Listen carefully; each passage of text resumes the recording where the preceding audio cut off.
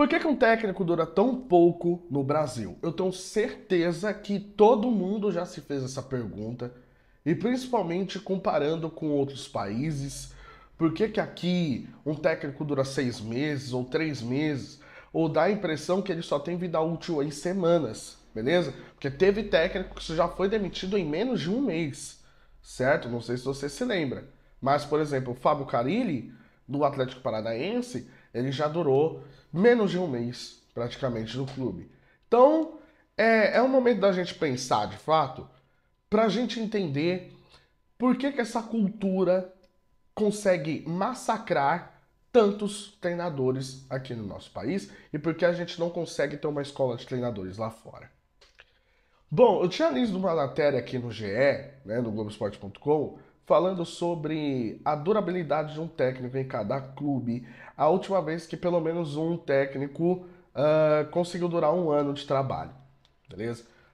Eu peguei, por exemplo, o Santos. A última vez que o Santos ele teve um técnico durando um ano foi em 2019 com o Jorge Sampaoli.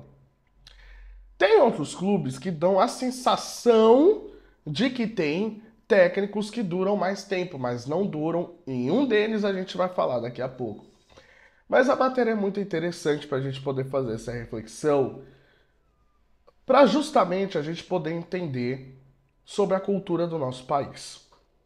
Bom, por muito tempo a gente tem gravado na nossa cabeça que o Brasil é extremamente resultadista, beleza?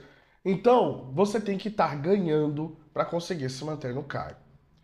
Beleza.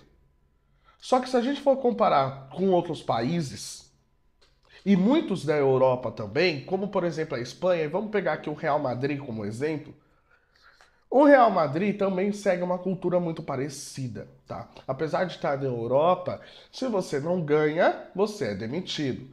No Chelsea aconteceu isso com o ídolo Lampard também. No Barcelona acontece isso também. Então os técnicos, eles também não têm tanta durabilidade assim quando a gente acha. Porém, comparando com o Brasil, a discrepância é grande. Pelo menos um ano de trabalho eles conseguem completar. E aí, isso leva a gente a uma seguinte questão. Essa durabilidade tão pouca faz com que o treinador brasileiro seja extremamente mal visto lá fora? Sim. Por quê? Porque se você está num país resultadista, você não consegue impor a sua filosofia de jogo, você não consegue impor aquele seu pensamento, as suas táticas, aquilo que você de fato acredita que os jogadores consigam executar, e você não tem mercado internacional. Muito diferente de um argentino. O mercado argentino ele é muito abrangente na Europa. Por quê? Porque além de ser um futebol um pouco mais tático, não tanto talentoso quanto o futebol brasileiro, o técnico ele já tem noções e ele tem um pouco mais de tempo nos clubes para poder trabalhar. Isso também tem a ver com o calendário? Também, porque se você parar para notar, quem tem durabilidade muito longa como técnico prefere, né, e em países que possuem isso, são aqueles treinadores que atuam com calendário meio de ano e não um calendário final de ano. Até porque o calendário final de ano em grandes ligas só existe aqui no Brasil. Mas você aqui tem um calendário tão apertado, um calendário que faz você jogar quarto e domingo, que não dê tempo de você treinar. Beleza. E aí o que acontece? Os jogadores argentinos não são tão talentosos quanto os treinadores, quanto os jogadores brasileiros. Eles conseguem ter mercado na Europa. Ok. Mas mesmo assim, você vê que tem vários técnicos com muito talento aqui no Brasil. Beleza? E por que eles duram bastante em alguns clubes? Como por exemplo, Renato Portaluppi no Grêmio, Abel Ferreira agora no Palmeiras, ou Muricy Ramalho lá atrás no São Paulo, quando ele engatou aquele triplo brasileirão. Ótimo. Por que eles ganharam? Não é só isso. Não é só porque eles ganharam. É porque ganharam e convenceram. Por quê? Porque se você lembrar, já teve momentos do São Paulo do Muricy jogar feio e a própria torcida já começar a torcer o nariz. O Abel Ferreira, antes de virar esse técnico que joga pra frente, o Palmeiras propondo o jogo. Ele era visto como um técnico retranqueiro e boa parte da torcida já não estava mais gostando do seu estilo. Fora que estava irritando a mídia também, e a mídia já estava, né, fazendo um papel ali pro Abel ter a sua imagem arranhada também, digamos assim. O Renato Portaluppi chegou uma hora que a torcida se cansou dele, principalmente com a perda do título da Copa do Brasil 2020 para o Palmeiras. Mas se dependesse da diretoria, ele ainda estava lá. Mas por quê? Porque chegaram uma hora que não estavam convencendo, ou em algum momento do seu trabalho não estavam convencendo. Mas não basta ser resultadista? Não. Por quê? Porque o próprio exemplo do Flamengo já desmente isso. O Flamengo, tem muita gente que acha que o Jorge Jesus durou um ano. Não, ele durou menos de um ano. Ele durou 7 meses. O Jorge Jesus foi muito bem, ele deixou o sarrafo lá em cima.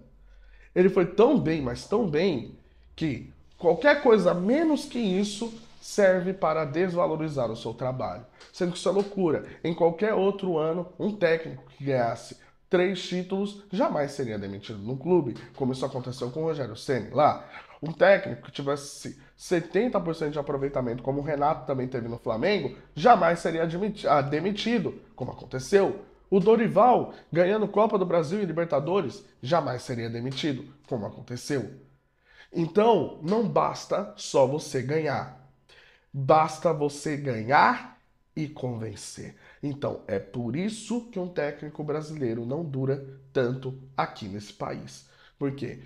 Resultado, beleza, mas convencimento. É aquele famoso ganhar dando show. Você tem que massacrar o adversário, você tem que golear e você tem que humilhar. Qualquer coisa menos que isso, o seu trabalho está na berlinda, beleza? Só que você tem algumas exceções, como por exemplo o trabalho do Vojvoda no Fortaleza.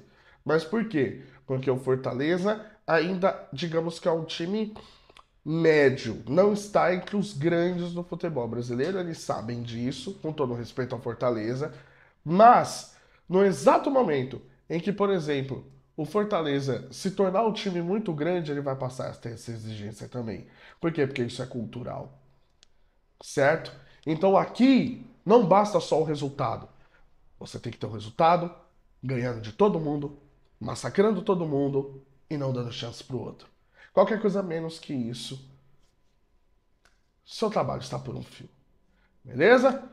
Eu quero que você deixe sua opinião aqui nos comentários, deixe o like no vídeo se você concorda, se você discorda, se você acha que um técnico brasileiro consegue durar mais tempo apenas com resultado, ou que os exemplos que eu dei não são tão bons assim, mas enfim, deixe sua opinião, curta o vídeo, se inscreva no canal, tamo junto e até a próxima.